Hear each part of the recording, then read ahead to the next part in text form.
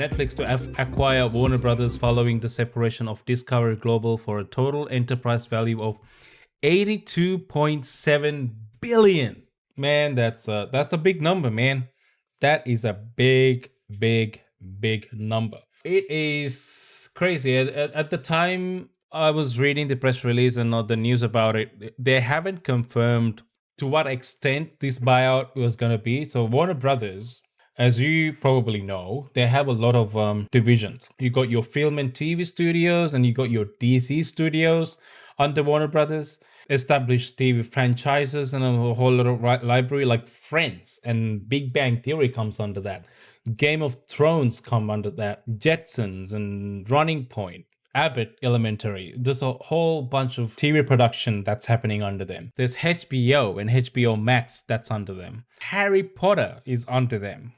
Lord of the Rings used to be under them. I think they sold the gaming rights off to Embracer Group. We talked about how Embracer Group has acquired the game rights to Lord of the Rings IP, and they're working on a Lord of the Rings game, apparently. I think the movie and TV show rights still remain under Warner Brothers. So they've got a whole lot of stuff going on with them at the moment, despite this acquisition. So, and also in terms of gaming, they have the whole gaming division under them. Rocksteady, Batman Arkham franchise, and Mortal Kombat, Hogwarts Legacy, they're all sitting under them. At the time of this news, I wasn't sure how much of a big part the gaming division is going to be, because obviously this is Netflix.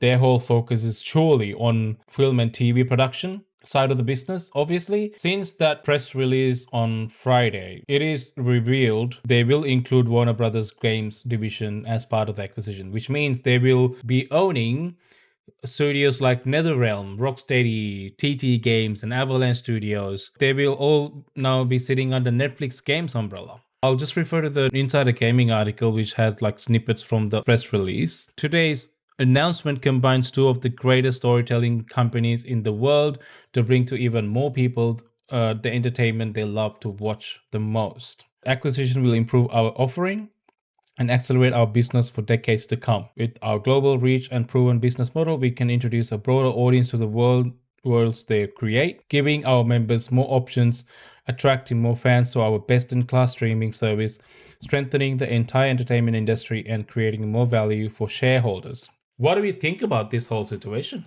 I think Netflix, their focus is primarily on eliminating the competition when it comes to film and TV, because that's where the bigger part of their business is. Sure, they have Netflix games, but as it exists right now, Netflix games is very focused on mobile and TV. And that is essentially because most of their target audience, also enjoy their content through mobile devices and TV, not necessarily on PCs or consoles. And if you do own a PC or consoles, are you gonna go to Netflix to buy a game or play a game? Probably not. This acquisition is not going to change that landscape for gaming space, at least. So I don't think they're going to put a huge focus on their gaming studios after the acquisition. I mean, of course, they're going to get them as part of the deal, but I think they're just probably going to leave studios alone and let them keep on working on their projects. They'll probably have some involvement, pretty sure.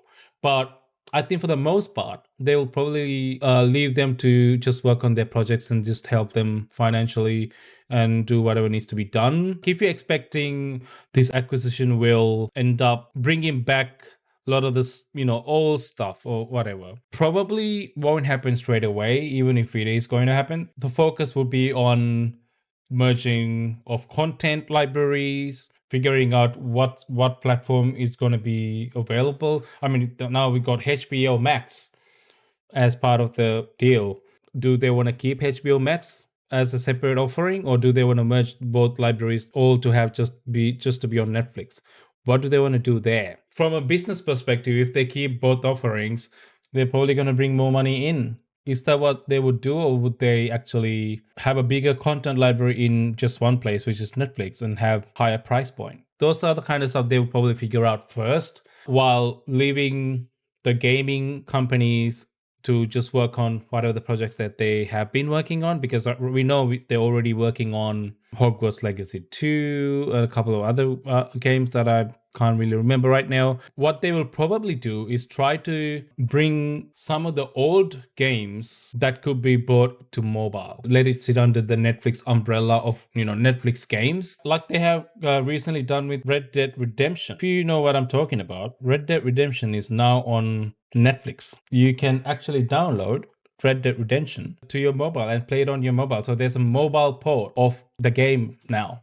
And if you are a Netflix member, it's free for you to download. If not, it's a $50 or $60 Australian dollars on the App Store. You can download the Netflix version, which is the same game, but you download it via the app. You might see Netflix trying to do that with some of the games that they can do that with. For an example, you can probably do a mobile port of the old Arkham games, Batman Arkham games, which would be really cool.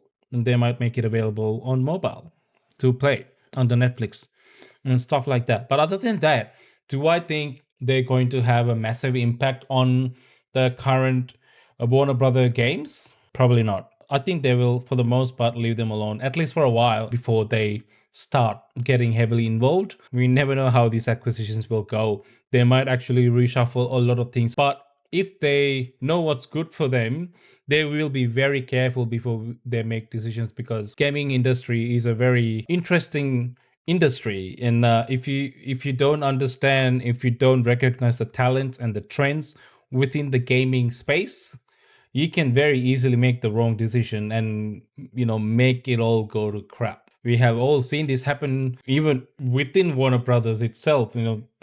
They've got legends like Rocksteady and NetherRealm and these kind of studios that made legendary games like Batman Arkham games. And then trying to chase trends, they made Suicide Squad Kill the Justice League, which was an abysmal, hot garbage. That was all because they just couldn't understand the talents of those studios. Like Rocksteady, for an example, they were masters at storytelling. They are masters of, environmental storytelling and great at, like physical melee combat and stuff. Like the Batman combat system was so iconic at the time. It became the base for all the superhero games. Like even games that came much later, like the Spider-Man games, drew direct inspiration from the Batman combat system. Shadow of Mordor, Shadow of War games also had the Batman combat system DNA in it, although it is under Warner Brothers, so understandable. So many other games actually looked the Batman games as the standard for melee combat. They almost like reinvented that system, so which was great. So they had like